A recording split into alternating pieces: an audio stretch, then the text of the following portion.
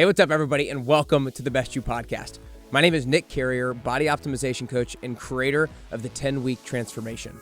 The mission of this show is to help you get closer to the best version of yourself in all areas of your life so that you can live a more meaningful and impactful life. In today's episode, we have a very, very, very special guest, my wife, Kennedy. Kennedy is a nurse practitioner in the NICU, the Neonatal Intensive Care Unit. She's an unbelievable person, my best friend, and my biggest supporter, both in life and in business. We recently had the honor of celebrating our 1-year wedding anniversary, and we thought it would be fun to sit down and kind of reflect on our first year of marriage, things that we've learned, maybe challenges that we've faced, the habits that maybe have helped us thrive, and how we're growing as individuals and as a couple. I hope you guys enjoy this episode, and I hope in some way, shape, or form it can help you in some of the relationships that you have. For now, it's time to get closer to your best you. Let's dive in. What's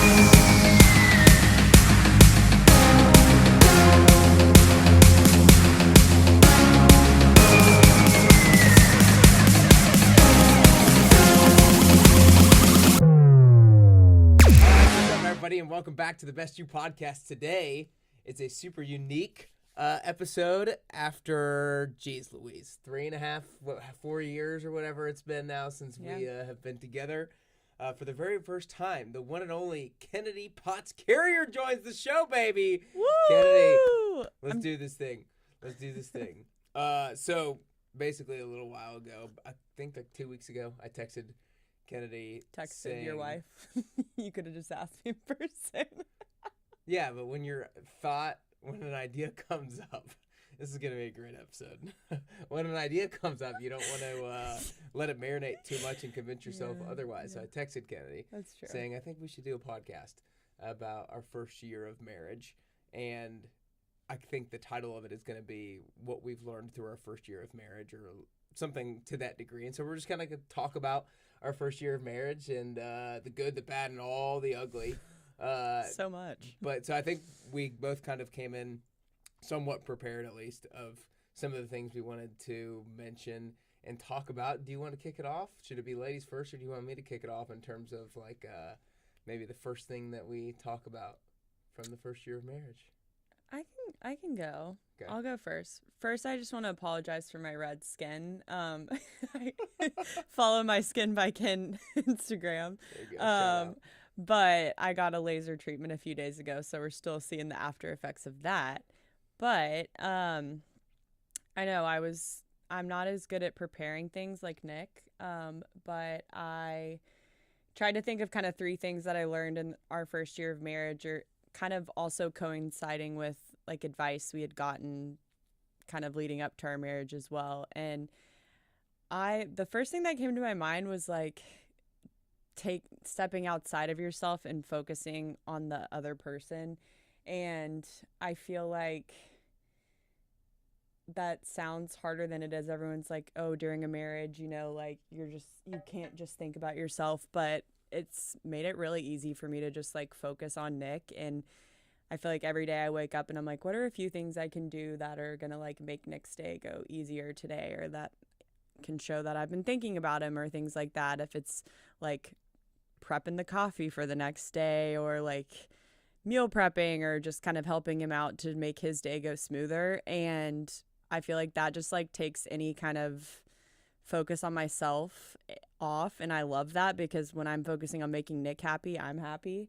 And it's honestly like, I don't know if Nick agrees, but low key like a little competition of like who can do the most for the other person. And it's kind of like a fun game. So I realized sometimes you don't let me win. Like last night before you were coming home, I was like, what can I do to prepare dinner? And at first she said nothing, and then she allowed me to do a few things. Yeah. So. But I always win, so I have to like make sure that I am always doing stuff for Nick. Honestly, on this point, I think a couple of things that I wrote down, which are kind of like 2 in 1, but I wrote them down as 2 different things. One was don't take each other for granted, and the other one was don't expect anything and be appreciative of everything. The don't take each other for granted, I think that one of the things that I know you do really, really well, and I try to do relatively well, is like say thank you for the small daily things. Like I try to remember as much as possible to say thank you when you like prep the coffee or when you do the laundry, or like you say thank you to me if I empty the dishwasher, or make the bed when you don't make the bed, because it's very rarely that I make the bed because I'm always up a little bit earlier. But I feel like we both do a pretty good job of recognizing those small daily things where, like, you know, not that I need to be thanked for emptying the dishwasher, but regardless, it feels nice when you like feel like you did something that was helpful for the two of you and helpful for the maintenance of the house. It feels nice to be thanked, and I think that we do a pretty good job of not taking each other for granted and thanking each other for the small daily things. Oh, for sure. Yeah, and I think like oftentimes one of the things we need to remind ourselves when we get into, like, we're just 1 year in. So when you get into 5 years, 10 years, 15 years, I think it gets very easy for couples to get into like their individual roles. Like, you do the laundry more than me. And so like it could be very easily for me to be like, she always does the laundry. I don't know what I do more than you, but there's probably things that I do more than you, and you think like, oh, he's always going to do that. And if you expect it, then you become less appreciative of it. Mm-hmm. And so we got to make sure we don't like necessarily expect everything, and we're always appreciative of all the small things. That kind of goes into my next point, oh. actually, which would be like intentionality. And I feel like you are the most intentional person that I've ever met. Like, it still kind of amazes me to this day. But I think me and you both are so routine people. And like you were just saying, like, we kind of have our roles and that's how we work, and we work together and stuff. But like, we're also very intentional about like spending that quality time together and like planning out times where it's not just like routine, mundane things, you know, like, oh, well, you're going to do the laundry today, or like you're doing this, or like, what is this? What's your schedule like? But date night tonight, baby. Date night, Marks. But no, seriously, like, I feel like I can see when you live with someone and like are married to someone for a long time, just going through the routine and all you talk about is day-to-day life, or like, what are the kids doing and stuff like that. And I'm very thankful that me and you both are very intentional, and like, even if it's just sitting down for dinner every single night, just us two together, like, we make time where we kind of can just go over what's happened each day. Yeah, so totally. One of the things that came to mind, so I'm prepping for the wedding that I'm officiating, and I was just talking to somebody in preparation for it, and I asked him what his advice would be to the upcoming groom of the wedding that I'm officiating. He said to always put her first, like, always put her first. And I don't know how relevant this was to what you just talked about in terms of intentionality, but I like have this desire to make everything that I do like the best that I can. Mm-hmm. And so when we entered into our relationship in the beginning, it was like, I want to have the best relationship ever. Like, I don't want to just I don't just want to be a good boyfriend. I want to be a great boyfriend. I didn't want to just be a good fiance. I wanted to be a great fiance. I don't want to just be a good husband. I want to be a great husband. And like, I think of that as its own individual goal. Like, as you know, I plan out the 6 different areas of my life. And so every single week I kind of think like, okay, relationally, as a husband, what can I do to be successful? Okay, sometimes I stalk your weekly plans. Yeah, I know. So but you never I don't put things on you don't ever put the I would love to see like husband underline what you're going to do to make it better. Well, I know that you stalk it, and so I can't surprise you if I put something on there. So like I had to, like, when I was planning our 1-year anniversary like gift, I had to write something else differently down there so I'd remind myself, but so you wouldn't know See how intentional you are? You plan that, you know I'm going to stalk it. So I can't. Oh, that's amazing. Well, actually the number one thing that I wanted to bring up in this conversation, like my first point, was that being supportive of each other's goals. Like, you are that to the nth degree to me.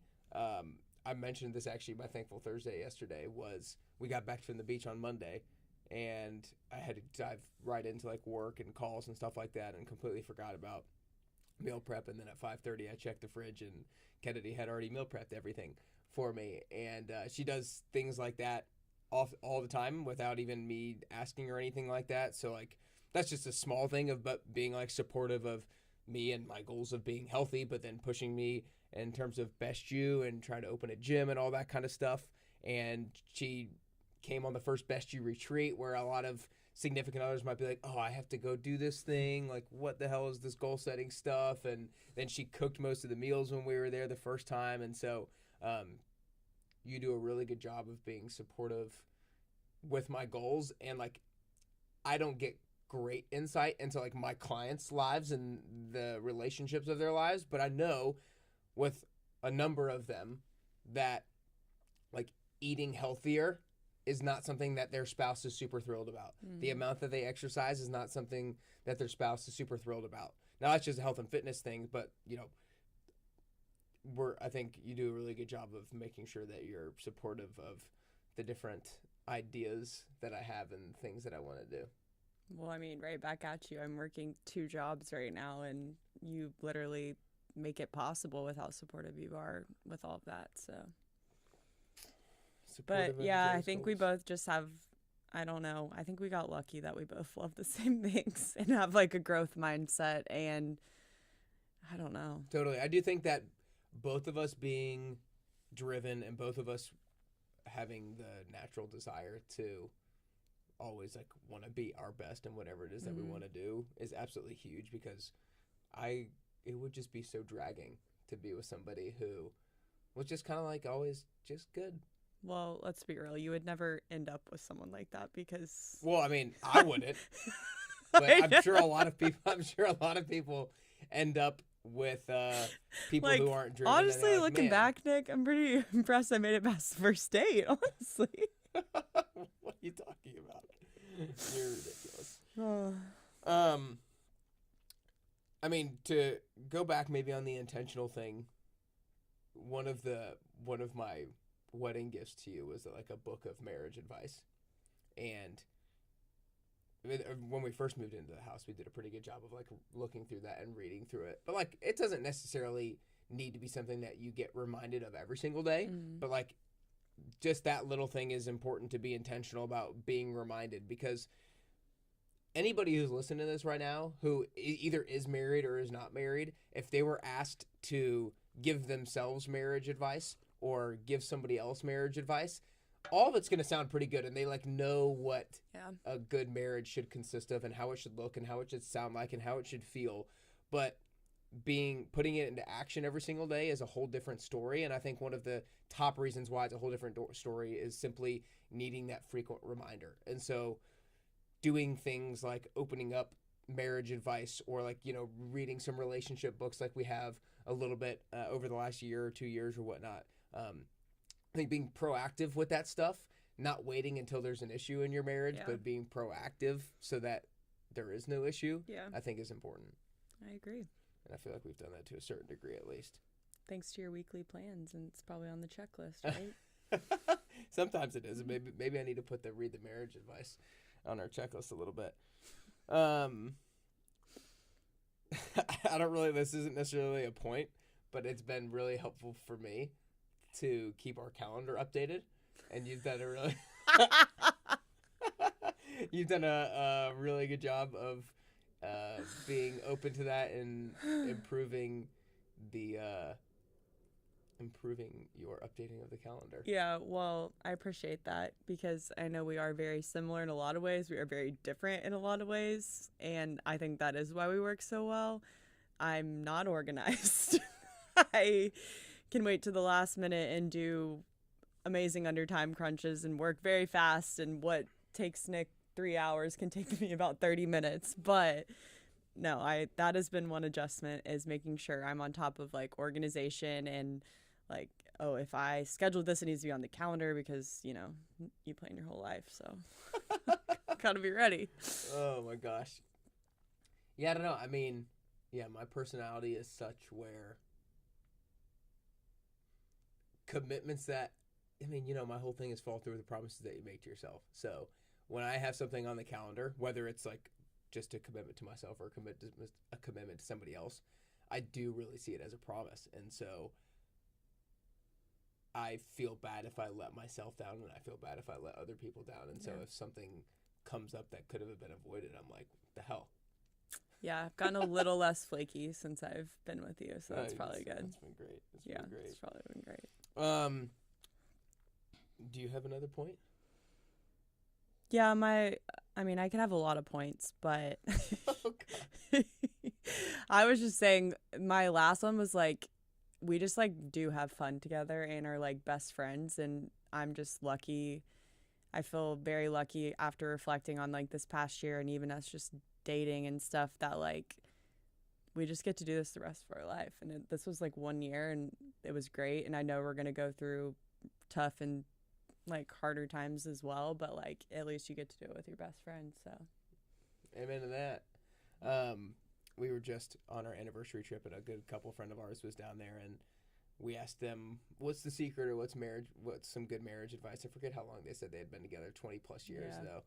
And one of the things they just said was like being great friends and having that as a foundation. And totally, we are so lucky that our interests and the things that we like to do are basically the exact same. And, we work out together decent amount. We watch football. We love watching football together. We love going on walks together, on runs together. Working out together, eating healthy together, Mexican together, Mexican and margs, homemade pizzas, early bedtime together. Our food, our palates are very similar. We like drinking. The only thing I can't get behind is the 2:55 wake up. At least I've gotten used. At least I've gotten used to the alarm. Our wake up time is maybe an hour and a half after mine, but that's still real early. Yeah. But no, the interest thing has been huge and has made things a lot easier. I think like on that same wavelength is, and I've mentioned this to you a number of times, is one of our maybe like, I'm trying to think of frustrations, or one of the things that we want to do better at is have more couple friends. But we love hanging out with each other individually so much, where we sometimes are like, I don't really want to go do something new. Like, let's just hang out with each other. Let's just go do this. Just go do that. And like, that's beautiful when it comes to like our relationship.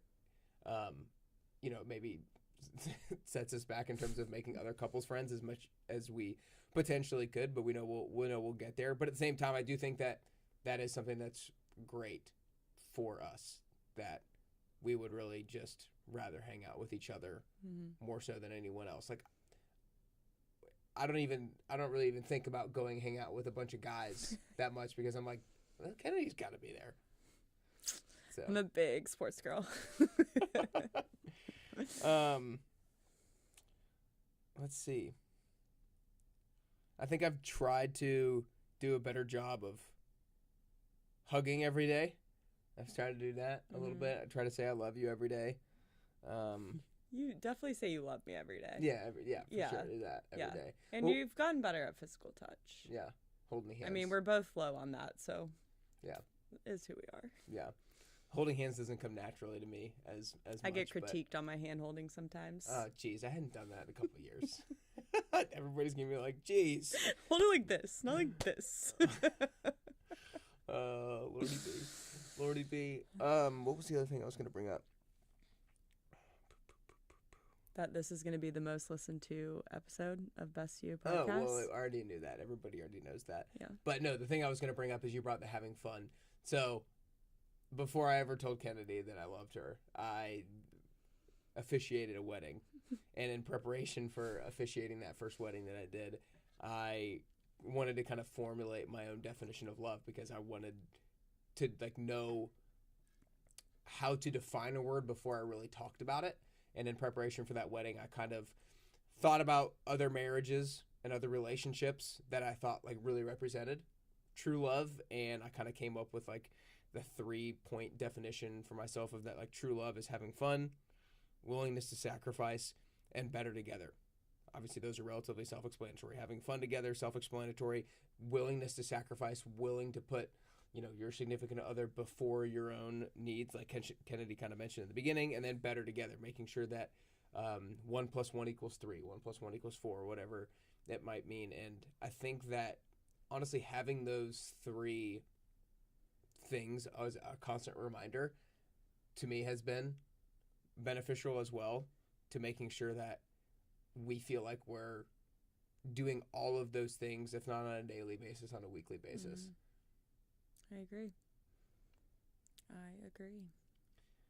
Any other thoughts on the first year? I have a couple of kind of wild card questions that I was going to potentially bring up. Okay. This might be like the exclusive behind the scenes. I could have some wild cards too, maybe. Ooh. Maybe it'll, once you ask me, it'll. Okay. But no. Wild card section of the podcast episode. Oh my gosh, this is written out and typed. What are your thoughts generally on the fact that we got married at 29? Like, is that too old? Is that too young? Is that just right? Just like generally speaking, 29 as an age to get married. I feel like if you would have asked my younger self, I would have definitely been married before 29. But I think it was almost like the perfect time. I feel like your 20s and even college are just like, you learn so much about yourself and like what you do want and what you don't want in life. And I do think like in relationships, timing is everything. And I'm very thankful like we met each other at the same time. Yeah. And also just like, yeah, I mean, I totally agree. Yeah, I think that, you know, I'm picky about words. So when like timing is everything, I do think timing is a big thing. I don't know if it's 70%, 80%, 90%, 90, whatever it might be. But like timing is definitely super important, because I know that I don't feel like I was in a commitment space of my life. I don't know if that's the right word. I don't think I was in a headspace where I was willing to commit a certain amount of time to a relationship until you made it a goal. Until I kind of made it a goal. Different conversation for a different time. Jeez Louise, lost my train of thought. Sorry. No, but so timing was truly really important. But I think for me, we've talked about this a number of times. I think if you are seeking a relationship and you feel like you have to be in a relationship in order to like be happy, that's not a good space to be in, because you're reliant on somebody else for your own happiness. And which is how I was all the time in the past, in my past relationships and stuff. So. Yeah. And, you know, that can be okay if the other person is always making you happy, but like that's not going to be the case. We're human beings. Nobody's going to always make you happy 100% of the time, besides the way that Kennedy makes me feel.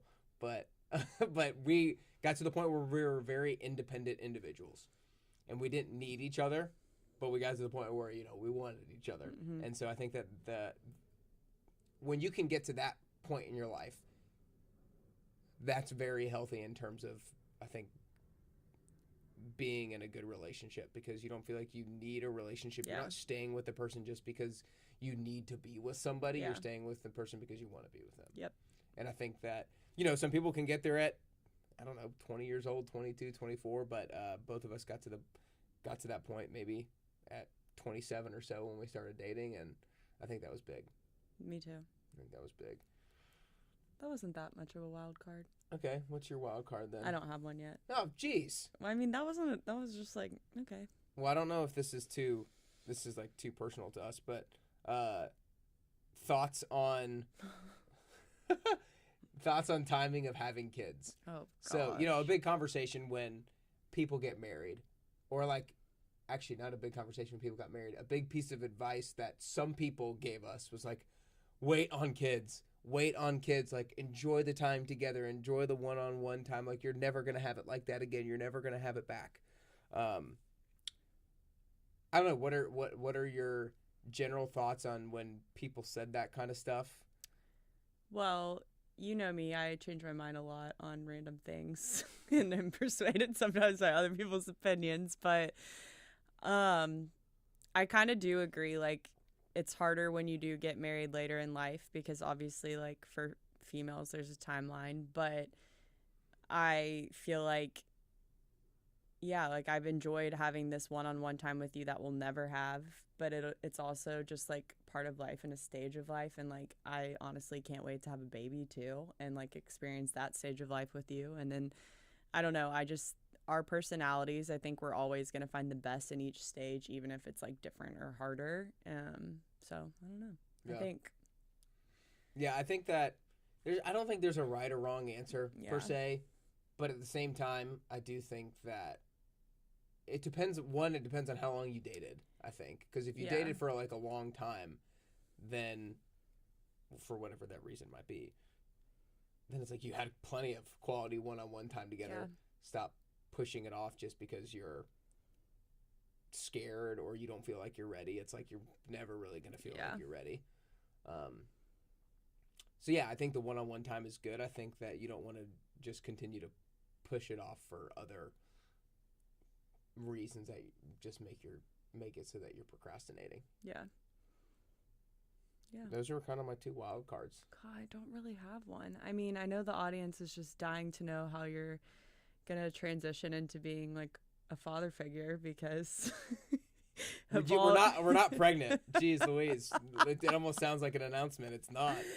I know, but I feel like all the comments I get are like, having a baby is gonna wreck Nick's world. Like, he's not gonna be able to go to bed at 7, blah blah blah blah. So like, I mean, are you asking me how do I think I'm gonna transition? No, because I already know the answer. You're gonna transition and you're adaptable and you're gonna do it. But maybe I'm just saying I'm excited to prove the haters wrong. Yeah. You know. Well, or if you had thoughts on it. Here's how I would, shove it down people's throats. No, I'm just kidding. Here's my response to people being like, "Oh man, Nick, you're not going to be able to do this anymore. You're not going to be able to do that anymore." It's like, that's fine. The way that you live your life is based off of the goals that you have for yourself. And the way that you see life is based off the goals that you have for yourself. The way that you define the habits that you want to do is based on the goals that you have for yourself. And when a new goal is presented to me of be the best father that you can be, then the habits will change and things will change and the way that life is organized will change, and that's completely fine. And honestly, I probably need a little bit of a shake-up in some way, shape, or form. I think that all of us, if we get too caught in to the same routines, the same habits over and over again, we can get a little bit comfortable, and we need sometimes external things to shake you up a little bit. I could very easily just get comfortable in how I'm currently running the 10-week transformation, but if somebody else doesn't push me to like, hey, open a gym, hey, open a gym, hey, open a gym, then like it might be harder for me to make that initiative myself. And so I'm going to care so much about being a good father that I'm going to be so okay with making certain changes. Does that mean that changes are going to be super easy? No. Does that mean that at times I'm not going to be frustrated about the number of hours of sleep or the time I'm going to bed or the time I wake up? Like, of course there's going to be some level of frustration, but that's just part of the process. And like, grow a pair, and who cares? Okay, we have this on recording, everyone.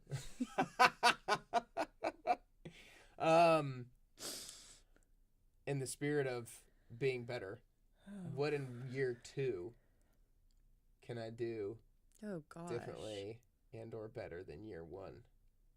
Because it's best I've ever been, worst I'll ever be, best we've ever been, worst we'll ever be. That's hard to put me on the spot for that one.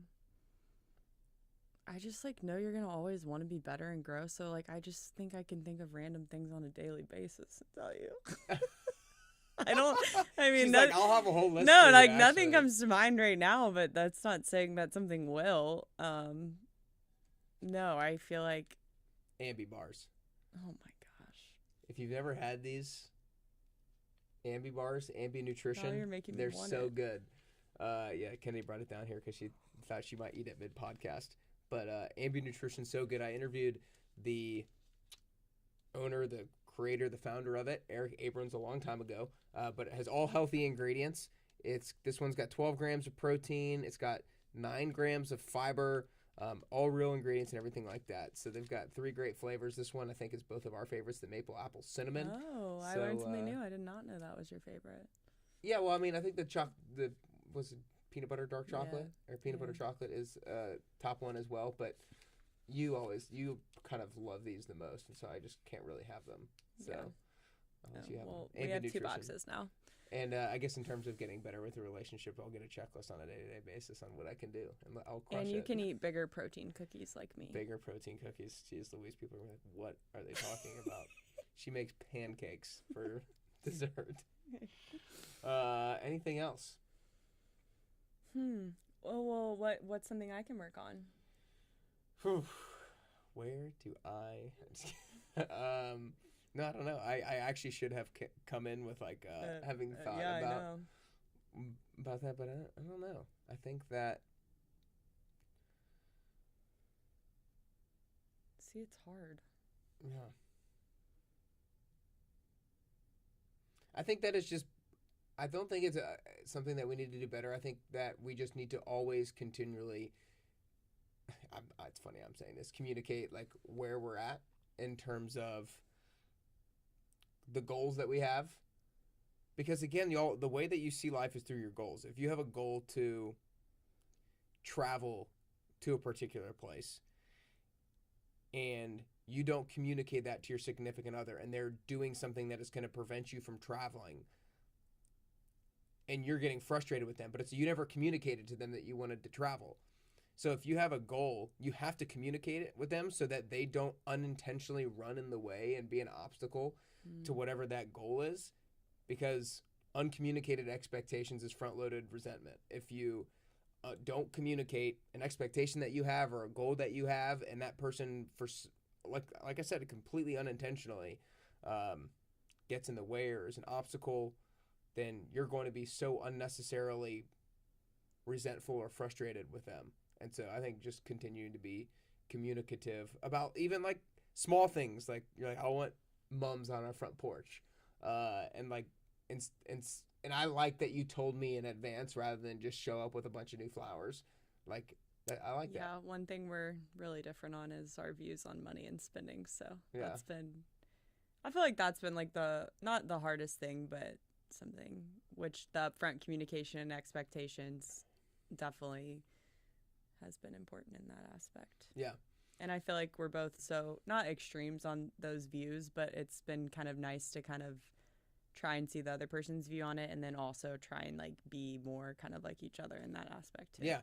Well, I mean, I would say extreme is an extreme word to use, but I would say we're definitely more on the extreme in terms of the way that I would communicate it is like looking after future version of yourself versus current version of yourself. I like the instant gratification for sure. And I'm just kind of like save every penny that you possibly can, no matter what type person. And so us moving both towards a little bit, maybe not a ton. I'm going more towards you, but it's fine. But moving a little bit more towards the middle, I think has been helpful and made us better together. One of the many ways we're better together. But anything else? No.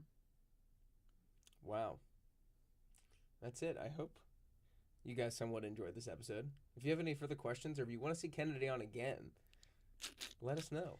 Yeah, I kind of had a great idea. I think people should submit questions to ask you and you answer them live. Or they can submit them to me so you can't prepare in advance. I'm not sure how interested people are in me. Then I would ask you them. I don't know. Just a thought. Okay. You can send those thoughts to her or me. Follow Skin by Ken if you want some amazing new skin treatments. Yeah, don't look at my face now, but you know. You can't even tell. Oh, I can tell. It feels flaky and red, but you can't tell.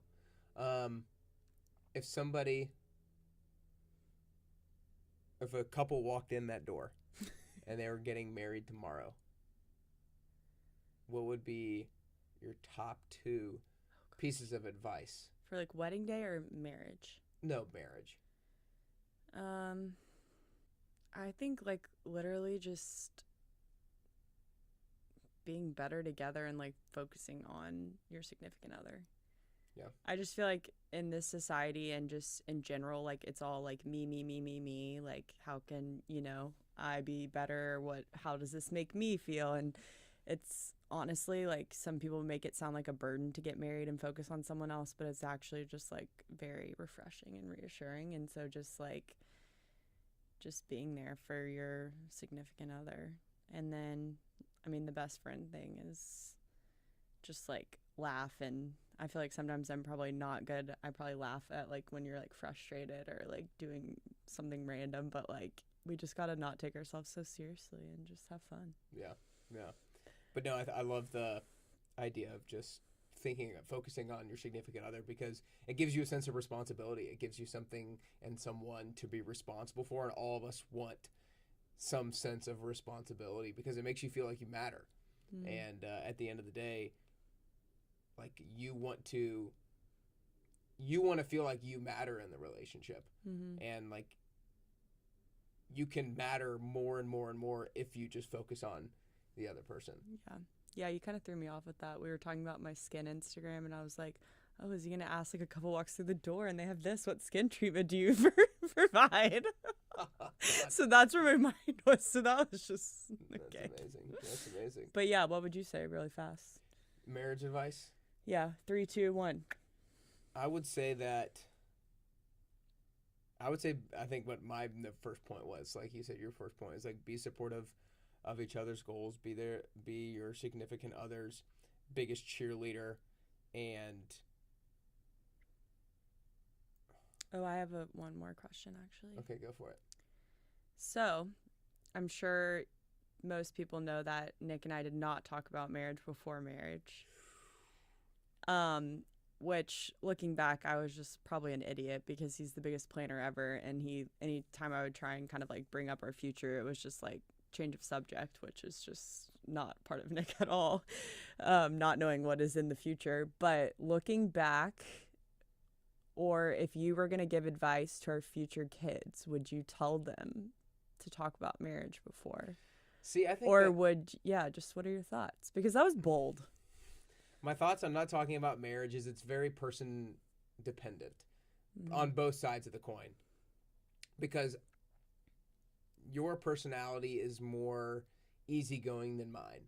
And so if you were the male and I was the female, I'd be like, I want to know. And so like I would probably broach the subject myself.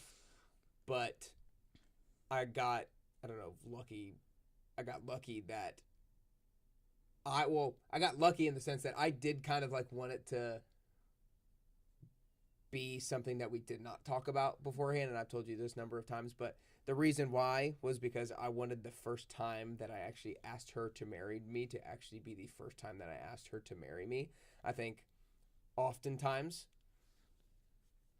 when people are bringing up that conversation as a couple before they're engaged and they're like, oh, what do you think like about long term? It's because they're insecure in either themselves and or the relationship as a whole. And so you're kind of like checking like, hey, if I go buy this thing and get down on a knee, are we good? And people do that as like a safety check. And I didn't want a safety check. I felt comfortable enough and confident enough in the conversations that we did have that we both felt the same way about each other and about our future. And so I wanted it to be the first time that I asked. And so I think my piece of advice in terms of like if we had kids and I was trying to give them advice is like be confident in make sure before you ask you have the ultimate confidence that this is the right person for you. And also you can't be 100% confident that the other person knows that you're the right person for them, but like be as close to 100% confident. I know. So like was there any doubt? I would have said no. One thing I do love about you is your confidence, and you're like you're never afraid to be who you are. And so you're just like, this is what I was going to do and this is how I was going to do it. And I don't really care what anyone thinks, and I'm confident and this is how it's going to go. So, and it worked out for you. So I'm glad. And me, but. Oh, well, it did work out for me. That is for sure. Alrighty. Anything else? I've had a couple. I felt it was pretty good. Yeah. Pretty good. Yeah. Awesome. We'll see how it goes after next year's. Yeah, we'll see how our 2-year episode goes. Oh boy. All right, you guys. Well, hope you enjoyed the episode. If you're listening on the Apple Podcast app or on Spotify, make sure you hit the follow button. Hey, all of you guys who know us, share it with somebody. Share it with maybe your spouse. Share it with them. And Nick, we are 1 year in. Yeah, I know. We're like, listen to us for your marriage advice. I guess I should say that this isn't meant to be like, hey, we have all the answers. We're perfect. This was honestly just something that I thought would be fun. I actually had fun. I don't like being on camera, but it was fun. You forget the cameras are there. Not really. You're kind of looking at them. Yeah, I didn't forget. But this wasn't meant to be, we have all the answers, listen to us. But it was just meant to be a conversation about our first year.